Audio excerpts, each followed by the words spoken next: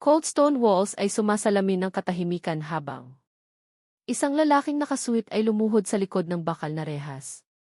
Itinatago ang takot, samantalang pinapanood siya ng tadhana ng malap ngayong araw. Isang maliit na batang walang sapatos ang nakatayo sa labas ng gate. Yung damit na tagpi-tagpi ay lumilipad sa hangin, matatag ang mga mata na parang alam niya na ang mga lihim ng bukas. Binubulong ng mga gwardya ang mga kasinungalingan tungkol sa krimen at yaman. Pero ang kalmadong titig ng bata ay nagpapahiya sa matitigas na lalaki. Sa loob ngayong gabi mag-isa, pinunasan ng bilanggo ang luha gamit ang nanginginig na kamay. Ang dating karangyaan niya ay gumuho habang nakalimutang nakahiga sa tabi ang relo niya. Siya lang mag-isa, tinawag na halimaw ng mga dyaryo, hari ng mga merkado. Pero ikinulong siya ng tadhana sa isang madilim na oras na nagbago ng lahat magpakailanman. Sinira ng bata ang katahimikan ng mahina, sinabing huwag umiyak. Pinangako na darating ang nanay niya para iligtas siya ngayong gabi mag-isa. Ang mga salitang iyon ay tumama ng mas malalim kaysa sa hatol. Nag-udyok ng bulong-bulungan tungkol sa kapangyarihan, sakripisyo, at awa na hindi pa nakikita ng kahit sino ngayong gabi. Parang nagaan ang mga tanikala. Lumapit ang mga anino habang huminto ang tadhana. Nakikinig sa matapang na pangako ng isang bata ngayong gabi mag-isa. Sa labas ng mga dingding, may babaeng gumagalaw ng may layunin. Hindi alam na binanggit na ang pangalan niya sa loob ng bata. Ngayong gabi mag-isa, nanginginig ang tuhod ng milyonaryo, natutunaw ang pride habang nagsusumikap bumalik ang pag-asa sa pamamagitan ng kalawang na rehas sa katahimikan ngayong gabi mag-isa. Walang nakakaalam kung bakit sobrang tiwala ang bata o bakit nagsimulang sumunod ang takot sa malumanay niyang boses sa sandaling iyon ngayong gabi mag-isa. Natapos ang unang bahagi ng manatili sa hangin ang nanginginig na pangako habang naghihintay ang mga bakal na gate at mga puso sa liwanag ng umaga para ihayag ang katotohanan ngayong gabi mag-isa. Sumilip ang liwanag ng umaga sa sahig ng kulungan, sinusundan ang mga peklat ng lumang pagsisisi habang naghihintay ang lalaki. Huminga ng pag-asa na parang marupok na baso. Bumalik ang bata sa madaling araw. Mga mumunang tinapay sa palad, dumaan sa mga gwardyang kakaibang lumayo ng walang salita. Umupo siya malapit sa rehas, mahinang humahuni, parang pinapakalma ang mga bagyo na siya lang ang nakakaramdam, lumalaki sa labas ng mga dingding. Tinitigan ng bilanggo ang maliit niyang kamay na matatag, nagtataka kung paano natututo ng tapang ang kawalang malay sa mundong ganito kakruel ng maaga. Tinatanong niya tungkol sa nanay nito, boses na bumabasag, at mumiti ang bata, sinabing, ang tunay na kapangyarihan nagtatago kung saan pinipili ng puso ang katotohanan palagi. Bawat pantig ay parang sinanay ng tadhana, hindi ng edad, nagpapalabas ng kilabot sa mga pasilyong puno ng duda at paghatol. Nagpalitan ng tingin ang mga gwardya, hindi mapakali, habang bumagal ang orasan, at kumalat ang bulong-bulungan tungkol sa bisita na parang apoy sa ilalim ng basang bato. Muli niyang hinawakan ang relo, napagtanto na minsan sumusunod sa kanya ang oras, pero ngayon sumusuko na sa kalmadong pananampalataya ng isang bata. Sa labas ng gate, may malayong yabag na umugong, hindi nagmamadali ni natatakot. May bigat na yumuyuko sa hangin mismo. Tumayo ang bata, nakatitig sa unahan, binubulong na malapit na ang nanay niya, mas malapit kaysa sa gusto aminin ng takot. Parang pumayat ang mga bakal na rehas, lumiliit ang mga anino, habang may hindi nakikitang bagay na humahabol para baguhin muli ang hatol na nakalaan. Natapos ang ikalawang bahagi nang tumigil ang yabag sa gate at humawak ng hininga ang bawat kaluluwa sa loob. Naramdaman ang pag-ikot ng kwento, dahan-dahang bumukas ang gate. Ipinakita ang isang babaeng nakabalot sa kalmadong otoridad, ang presensya niya ay tumahimik sa mga bulong bago pa magsalita. Tinanaw niya ang mata ng bilanggo ng walang takot, parang alam niya ang bawat kasalanan, bawat katotohanang pinilipit ng mundo laban sa kanya. Tumakbo ang bata sa tabi niya, mahigpit na hinawakan ang kamay, inuulit ang pangakong umugong sa bato at nanginginig na mga puso. Natigilan ang mga gwardya, hindi sigurado kung bakit ayaw sumunod ng katawan nila.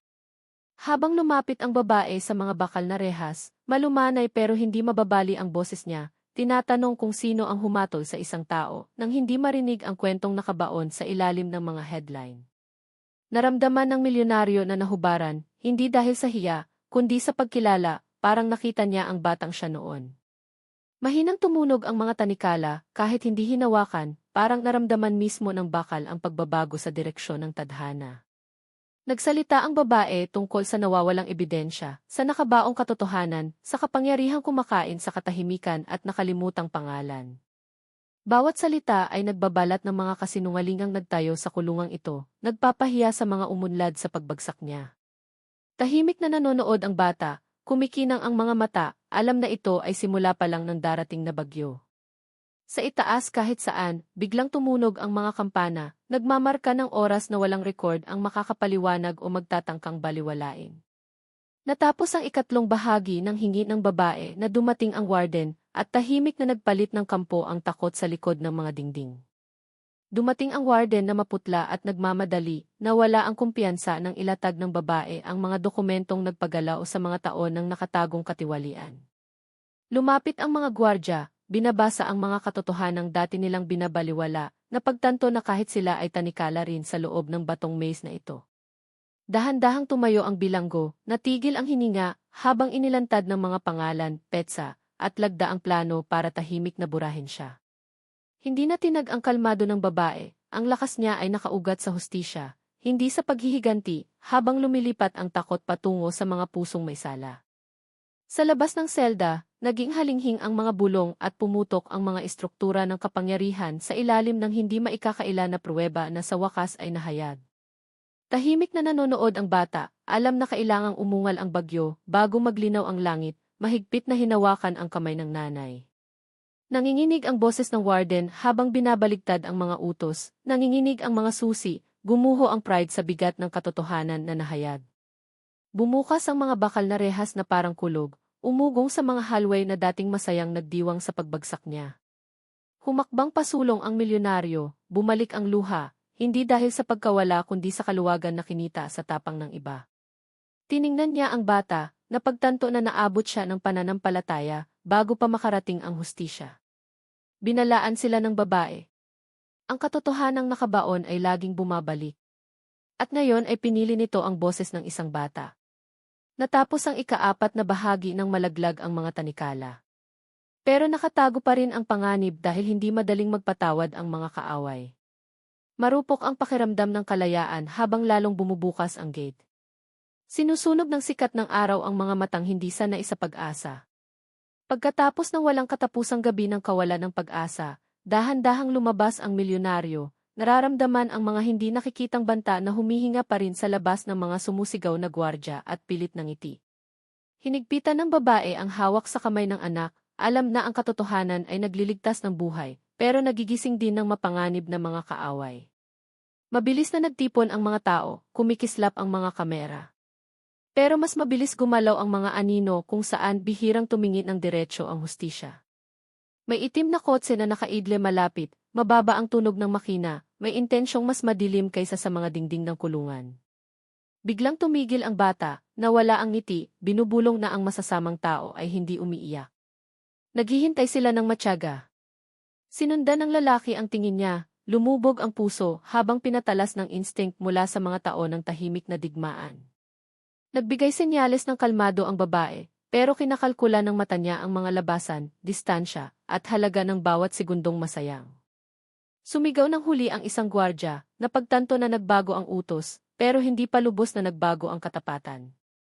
Lumapot ang hangin sa tensyon, nanginginig ang kalayaan habang naghahanda ang panganib na bawiin ang nawala ngayong araw. Naintindihan noon ng milyonaryo na mas ligtas ang kulungan kaysa sa mundong natatakot sa kanyang pagbabalik na buhay. Natapos ang ika-5 bahagi nang bumukas ang pinto ng itim na kotse at humakbang pasulong ang bata ng walang takot. Itinaas ng bata ang kamay ng kalmado, pinigilan ang mga armadong lalaki na parang iginagalang mismo ng panganib ang katahimikan niyang walang takot. Natigilan ng itim na kotse, kalahating bukas ang pinto, kumalat ang gulo sa mga lalaking sinanay sumunod sa mga anino. Lumapit ang babae sa tabi ng anak, mababa pero may utos ang boses, binabalaan na ang sandaling ito ay maaalala magpakailanman. Naramdaman ng milyonaryo ang pagbangga ng nakaraan sa kasalukuyan, na pagtanto na ang dating inabuso na kapangyarihan ay humihingi na ngayon ng proteksyon. Matindi ang tunog ng telepono, sinira ang tensyon habang bumabalik ang mga utos mula sa mas mataas na puwersa, nanonood sa mga pangyayaring hindi nakikita. Nagdalawang isip ang mga armadong lalaki, mas malakas ang takot kaysa sa bayad, nararamdaman na lumipat na ang mga linya sa labas ng kontrol nila ngayong gabi. May malayong sirena na umugong, hindi nagmamadali pero sigurado, may otoridad na hindi na kayang ipagpaliban ng suhol. Tumingin pabalik ang bata ng isang beses, mahinang ngumiti na para bang talo na ang panganib sa loob ng puso niya. Tinanaw ng babae ang mga mata ng mga lalaki, nangangako na ang hustisya ay nangangaso ng matyaga, at ngayon ay natutunan na nito ang mga pangalan nila.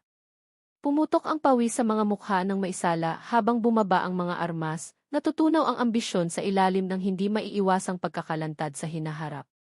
Malalim na huminga ang milyonaryo, naiintindihan na ang kaligtasan ay pinili ang kawalang malay bilang kalasag ngayong araw. Natapos ang ika-6 na bahagi ng dahan-dahang umatras ang kotse, iniiwan ang katahimikang mas mabigat kaysa sa putok ng baril. Sa wakas ay naramdaman ng tunay ang sikat ng araw, habang sumara ang gate sa likod nila. Lumiliit ang kulungan sa memorya habang muling isinusulat ng tadhana ang kanilang mga pangalan. Lumuhod ang milyonaryo sa harap ng bata, malayang tumulo ang luha, alam na hindi binili ng yaman ang milagrong nakatayo sa harap niya.